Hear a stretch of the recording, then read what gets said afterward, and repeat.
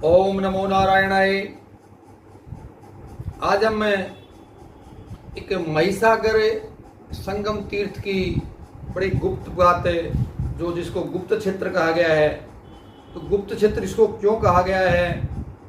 अर्जुन ने नारद जी से ये सवाल पूछते हैं। अर्जुन ने पूछा कि हे नारद जी, इस तीर्थ को गुप्त क्षेत्र क्यों कहते हैं, जिसका इतना महान प्रभाव सुना, और ये गुप्त कैसे हुआ? महान प्रभाव कैसे हुआ? क्या क्या उसका महान प्रभाव है? वो ये स्कंद पुराण के अंतर्गत मैं अभी थोड़ा सा चर्चा करूंगा आपको 10-15 मिनट के लिए। और यहां पर बताते कि प्रभास की 10 बार, बड़ा ध्यान देना, प्रभास क्षेत्र कौन सा है? सोमनाथ और द्वारका का जो क्षेत्र है वो प्रभास क्षेत्र है। प्रभास क्षेत्र की 10 बार, पुष्कर की 7 बार और प्रयागराज की 8 बार यात्रा करने से जो फल प्राप्त होता है, वही फल इसकी एक बार की यात्रा से प्राप्त होगा। एक बार की यात्रा किस दिन करनी है, वो भी हम आपको इस पूरी कथा में बताएंगे। क्यों करनी है, कब करनी है, कैसे उसको एक वरदान मिला, उसके चर्चा करेंगे। उससे पहले महिसागर के थोड़ा सा महात्म्य पे चलते हैं। यहाँ पर नारद जी अर्जुन को कथा सुना रहे हैं कि घूमते घूमते नारद जी भृगु ऋषि के पास चले गए और भृगु ऋषि मही नदी के बारे में बता रहे हैं कि मही नामक जो प्रसिद्ध नदी है वो परम पवित्र नदी है और सर्व तीर्थमयी होने के साथ ही परम कल्याणकारी है। जहां मही और समुद्र का संगम हुआ है वहां स्तंभ नामक तीर्थ है। देखिए, तीर्थों की तो पुराने बहुत से तीर्थ आज भी वही नाम से उपलब्ध हैं और बहुत से तीर्थ लुप्त हो चुके हैं, लेकिन आज भी वहां पे शिवलिंग है। आज भी वहां पे ये बर्बरिक ने तपस्या करी, वो बर्बरिक है वहां पे विराजमान है। नवदुर्गाएं वहां पे विराजमान है उस स्थान पे। तो आज भी वो कुछ तीर्थों के और वही वैसे की वैसे नाम वहां पे है। वहां पे तो जहां मही और समुद्र का संगम हुआ है वहां स्तंभ नामक तीर्थ है, जो तीनों लोकों में विख्यात है। जो मनुष्य स्नान करते हैं वो सब पापों से मुक्त हो जाने के कारण यमराज के समीप नहीं जाते हैं। और आगे कहते हैं कि नारद जी, मैं ब्रह्मा जी के आदेश से महिसागर संगम नामक महातीर्थ में ब्राह्मणों को उत्तम स्थान दान करना चाहता हूं। तो कहते हैं कि महिसागर संगम के विषय में तो क्या कहना, वहां स्नान करने वाला पुरुष संपूर्ण महातीर्थों में स्नान करने का फल प्राप्त कर लेता है। महिसागर में अगर एक बार भी हमने स्नान कर लिया तो संपूर्ण महातीर्थों में स्नान करने का फल हमें प्राप्त हो जाता है। फिर ये दूसरी एक प्रसंग आता है, वहां पे पूछता है कि जिस तीर्थ में जाकर के मनुष्य सब तीर्थों का फल प्राप्त कर लेता है उसका नाम बताइए, जिससे हम सब लोग जाकर के वही करें। तो ये संवर्त कहते हैं कार्तिकेय जी को। कार्तिकेय कौन है? शिव जी के बेटे। तो कार्तिक जी तथा नव दुर्गाओं को नमस्कार करके मैं तुम लोगों को सर्वोत्तम तीर्थों का परिचय देता हूं। उस तीर्थ का नाम है महिसागर।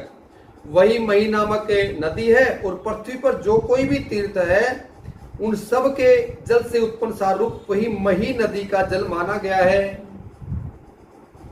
पृथ्वी के सब तीर्थों में स्नान करने से जो फल मिलता है वही महिसागर में भी प्राप्त हो जाता है, ऐसा कहा गया है।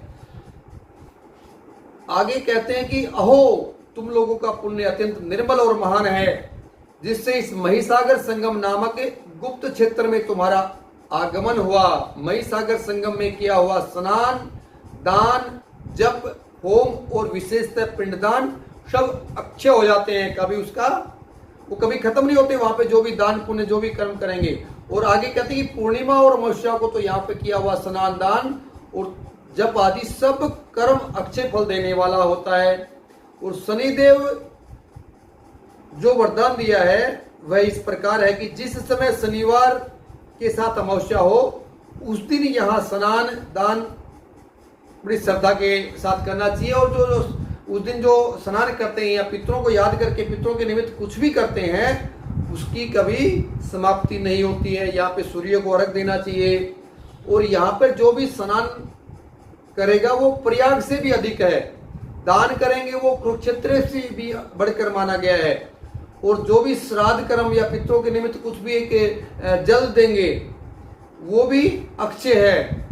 जैसे परम पवित्र गयासीन पितरों के लिए परम तृप्तिदायक है, इसी प्रकार उससे भी अधिक पुण्य देने वाला महिसागर संगम है। देखो गया तीर्थ की बड़ी महिमा है तीर्थों में, क्योंकि गया तीर्थ में जाकर के जिसने एक बार भी पितरों को पिंडदान कर दिया, पितरों को तृप्त कर दिया, तो पितृ कल्पों कल्पों तक तृप्त हो जाते हैं, और जो मोक्ष के अधिकारी होते हैं वो मोक्ष प्राप्त कर लेते हैं।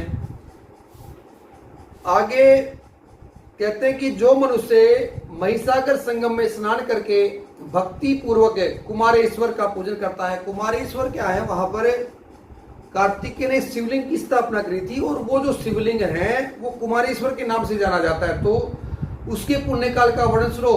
पृथ्वी के संपूर्ण तीर्थों में स्नान करने का जो महान फल है तथा संपूर्ण शिवलिंगों के पूजन का जो सर्वश्रेष्ठ फल है वह सब उसे प्राप्त होता है। कुमारेश्वर की सेवा से मनुष्य को निश्चित रूप से आरोग्य, पुत्र, धन तथा उत्तम सुख की प्राप्ति होती है। जो तपस्वी इस तीर्थ में ब्रह्मचर्य का पालन करते हुए पवित्रता पूर्वक निवास करता है वह सर्वश्रेष्ठ पाशुपते योग को प्राप्त करके मुझ में लीन हो जाता है। बेटा, यहाँ तुम्हारे द्वारा स्थापित की गई शिवलिंग को तुम्हारी प्रसन्नता की वृद्धि के लिए मैंने ये वरदान दिया है। शिव जी ने जो कुमारेश्वर कार्तिक को वरदान दे रहे कि जो कुमारेश्वर की पूजा करेगा उसको 5000 नमः शिवाय जो पंचाक्षर मंत्र है उसके बराबर जप करने का भी फल मिलता है। आगे कहते हैं कि जो पूर्णिमा अमावस्या को महिसागर में श्राद्ध या पितरों के निमित्त कुछ भी करता है तो पितर तृप्त हो जाते हैं, और तृप्त होकर के वो उत्तम आशीर्वाद प्रदान करते हैं। अभी अर्जुन ने पूछा कि इस क्षेत्र को गुप्त क्षेत्र क्यों कहा गया है, इसको श्राप क्यों मिल गया था, ये सबको पता क्यों नहीं है इस तीर्थ की महिमा का। तो यहाँ पे एक प्रसंग सुनाते हैं नारद जी। नारद जी बोले कि हे अर्जुन, इस क्षेत्र को गुप्त होने का जो कारण है इसके विषय में एक बहुत प्राचीन कथा है, उसको सुनो। यह क्षेत्र पूर्व काल में शापवश गुप्त हो गया था। एक समय किसी निमित्त से सब तीर्थों के अधिदेवता एकत्रित होकर के ब्रह्मा जी के प्रणाम करने के लिए उसकी सभा में चले गए। ब्रह्मा जी के पास सभी तीर्थ चले जाते हैं। ब्रह्मा जी वहां पे आकर के ब्रह्मा जी के पास आकर के ब्रह्मा जी ने सब तीर्थों का उनको दर्शन किया और हाथ जोड़ करके उनको प्रणाम किया, और कहते हैं कि तीर्थों का दर्शन, स्पर्श तथा स्नान सब परम कल्याणकारक है, और बड़े बड़े पापों से भरे हुए जो भयंकर एवं अत्यंत निर्दय मनुष्य हैं वे भी तीर्थ में पवित्र हो जाते हैं। फिर जो धर्म परायण है उनके लिए तो कहना ही क्या है। ब्रह्मा जी ने अपने पुत्र पुलस्त्य को आज्ञा दी कि बेटा, आप इन तीर्थों को मैं अर्घ देना चाहता हूं, और अर्घ के लिए आप थाल लेकर के आओ। तो पूजन के लिए पुलस्त्य ऋषि वो थाल सजा करके ले आ जाते हैं। अभी अर्घ पात्र को सजा करके लेके आ गए। ब्रह्मा जी सब तीर्थों से कहा कि आप सब लोग मिलकर के किसी एक मुख्य तीर्थ का नाम बताओ, मैं उसी को अर्घ देना चाहता हूं, क्योंकि सब तीर्थ थे वहां पे। तो ऐसा करने से मुझे अन्याय रूपी दोष नहीं लगेगा। अभी तीर्थ करने लगे कि हम खुद असमंजस में हैं, हम कुछ शंका में हैं कि हम में तीर्थराज कौन है, बड़ा कौन है। तो यही बात पूछने के लिए तो हम आपके पास आए हैं। तो ब्रह्मा जी बोले कि आप स्वयं ही अपने में से श्रेष्ठ पुरुष को बताओ, मैं इसमें निर्णय नहीं लूंगा। क्योंकि कोई भी बहुत देर तक कुछ न बोला तो महिसागर संगम है वो महिसागर संगम तीर्थ वो कहा, और वो खड़ा हो गया, हाथ जोड़ के कहने लगा कि हे चतुरान, हे ब्रह्मा जी, आप शीघ्र मुझे ये अर्घ्य प्रदान करें, क्योंकि दूसरा कोई भी तीर्थ मेरी करोड़वीं कला के सामने भी पूरा नहीं पड़ता। और पूर्व काल में महाराज इंद्रधुमन की तपस्या से तप करके ये सर्व तीर्थमयी समूची पृथ्वी ही महिष नामक वाली नदी हो गई थी, और सब तीर्थों सहित मुझ में आकर के मिली है। इसलिए मैं तीनों लोकों में सर्व तीर्थमय होकर के प्रसिद्ध हूं। और महिसागर ने जब ये बात कही तो बाकी सब तीर्थ मौन हो गए, और यहां पर ब्रह्मा जी का बेटा धर्म खड़ा हो गया, और उसने भुजा उठाकर इस प्रकार कहा, अरे आहो, बड़े कष्ट की बात है, इस तीर्थराज महिसागर ने तो मोह से बड़ी कुत्सित बात कह डाली। तो साधु पुरुषों को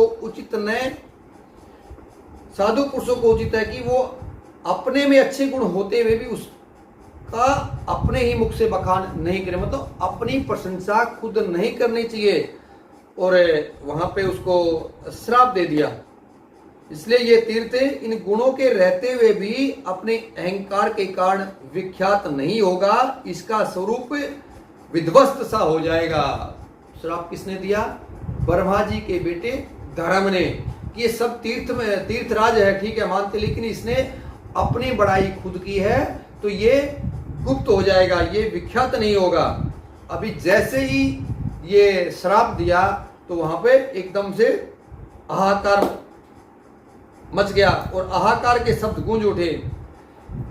तब यहाँ पे कार्तिकेय जी ने उस देव समाज में धर्म से इस प्रकार कहा। कार्तिकेय जी वहां पे विराज आ जाते हैं या वहां पे और कहते कि धर्म, तुमने धृष्टा के कारण ये जो शाप दे डाला है ये बिल्कुल ठीक नहीं है। कोई ये बात तो बताओ कि तीनों लोकों में विद्वान समस्त तीर्थों में से कौन सा ऐसा तीर्थ है जिससे ये महिसागर संगम अर्घ पाने का अधिकारी नहीं है? बोला क्या कारण है? ऐसी कोई बात होगी कि महिसागर को अर्घ पाने का अधिकार नहीं है, ये सर्वश्रेष्ठ नहीं है? तो सकंद स्वामी जी की बात सुन करके धर्म ने उत्तर दिया कि आपका कहना बिल्कुल ठीक है, I am agree with you, मैं आपकी बात से सहमत हूं। और ये महिसागर सब तीर्थों में प्रधान होने के कारण ब्रह्मा जी के अर्घ पाने का सर्वथा योग्य है। लेकिन साधु पुरुषों का यह सनातन नियम है कि अपने ही मुंह से अपने गुणों का बखान नहीं करना चाहिए। दूसरों का किया हुआ आक्षेप और अपनी प्रशंसा, ये दोष ब्रह्मा जी को अपने पद से विचलित कर सकते हैं, मतलब अपनी प्रशंसा खुद नहीं करनी चाहिए। इसलिए ये थोड़ा सा अहंकार इसके अंदर है। अभी यहां पर नारद जी फिर बोलते हैं धर्म को कि ठीक है धर्म, आपने श्राप तो दे दिया, लेकिन कार्तिक की बात के ऊपर एक बार फिर से अमल करो कि विश्व को धारण करने वाले परम महात्मा महात्म्य धर्म को नमस्कार है। जो ब्रह्मा विष्णु और शिव भी जिनकी प्रतिदिन पूजा करते हैं, उस पापनाशी धर्म को नमस्कार है। कहते हैं कि योगेश्वर कार्तिकेय को आप सम्मान देने योग्य हैं, ये साक्षात भगवान शंकर के तो पुत्र हैं। हे मानद, आपको इस तीर्थराज को विख्यात न होने का जो श्राप दिया है उसका निवारण करने के लिए अनुग्रह कीजिए। आपने श्राप तो दे दिया, लेकिन जो कार्तिकेय जी ने जो बात करी है वो बात भी सही है, लेकिन इसका निवारण का कुछ तो उपाय बताओ, निवारण कैसे होगा? तो नारद जी कहते हैं कि मेरे ऐसा कहने पर ब्रह्मा जी ने मेरी प्रशंसा करते हुए कहा। ब्रह्मा जी अभी यहाँ पे बीच बचाव में आ गए कि धर्म, नारद जी ने अच्छी बात कही है, तुम इनकी बात मानो। तब धर्म ने कार्तिकेय जी से कहा, हम लोग जिसे किंकर हैं उन परम सिद्ध कार्तिक जी को नमस्कार है। हे सकंद, हे मेरे नाथ, मेरी यह विनय ध्यान देकर सुनिए। शतंब अर्थात गर्व के कारण यह महातीर्थ अप्रसिद्ध होगा, तथापि अप्रसिद्ध होगा क्योंकि एक बार श्राप दे दिया, वो तो कट नहीं सकता। अभी श्राप देने के बाद वो प्रसिद्ध कैसे होगा? शनिवार की अमावस्या को महिसागर की यात्रा करने पर, शनिवार की अमावस्या को महिसागर की यात्रा करने से जो फल मिलेगा उस पर ध्यान दीजिए। प्रभास की 10 बार, पुष्कर की 7 बार और प्रयाग की 8 बार यात्रा करने से जो फल होता है वही फल इसकी एक बार की यात्रा से प्राप्त होगा। तो अगर आप प्रभास क्षेत्र की 10 बार यात्रा और पुष्कर क्षेत्र की 7 बार और प्रयाग की 8 बार यात्रा कर चुके हैं तो बहुत अच्छी बात है। अगर नहीं किए हैं तो एक बार सिर्फ शनिवार या अमावस्या को इस महिसागर संगम तीर्थ में जाकर के वहां पे स्नान कीजिए, वहां पे कुमारेश्वर की पूजन कीजिए, श्याम बाबा के दर्शन कीजिए, नव दुर्गाओं के दर्शन कीजिए, वहां पे दान कीजिए, वहां पे जप कीजिए, तो ये यात्रा का फल अपने को प्राप्त हो जाएगा। इस प्रकार वरदान देने पर कार्तिकेय जी मन ही मन बहुत प्रसन्न हुए। वर्मा जी ने भी एकत्रित होकर स्तंभ तीर्थ को अर्घ दिया और उसे सब तीर्थों में श्रेष्ठता प्रदान की।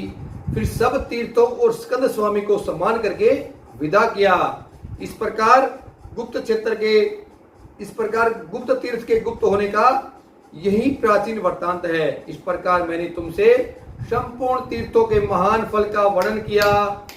यह सब आदि से भी सुनकर पुरुष सब पापों से मुक्त हो जाता है। कहते हैं कि अगर ये आपने प्रसंग सुना है, स्वर्ण की भी कथा, स्वर्ण की भी बड़ी महिमा है। जो भी प्रसंग सुनते हैं, स्वाध्याय करते हैं, उसका फल जरूर मिलता है, कभी भी उसको निष्फल नहीं होता, वो भी पापों से मुक्त हो जाता है। सूत जी कहते हैं कि ये सब सुनकर के विस्मय में पड़े हुए अर्जुन ने उस तीर्थ की बड़ी प्रशंसा की और नारद आदि से विदा लेकर के द्वारका को प्रस्थान कर गए। अभी आगे स्कंद पुराण में घटोत्कच के विवाह और बर्बरीक के जन्म का वर्णन है, और बर्बरीक भी वहाँ पे कैसे तपस्या करने के लिए जाते हैं। बाबा श्याम की कथा यहाँ पे शुरू हो जाती है। ये कथा भी फिर कभी हम आपको फिर कभी सुनाएंगे। ओम नमो नारायणाय। ओम नमो नारायणाय।